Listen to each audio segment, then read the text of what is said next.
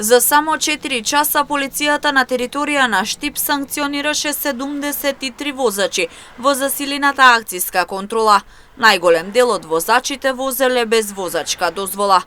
Во текот на вчерашниот ден во периодот од 17 до 21 часот, секторот за сообраќајни работи при одделот за униформирана полиција, Биро за јавна безбедност и мобилна единица за безбедност на сообраќајот на патиштата спроведо акцијска контрола на територија на Штип за санкционирање на возачи кои не ги почитуваат сообраќајните правила и прописи. При контролата санкционирани се 73 возачи, од кои 20 за возење без возачка дозвола, 4 за возење со изминат рок на важноста на сообраќајната дозвола.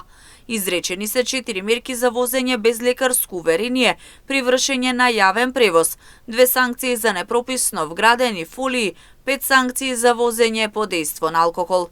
На сите прекршители изготвени им се соодветни поднесоци.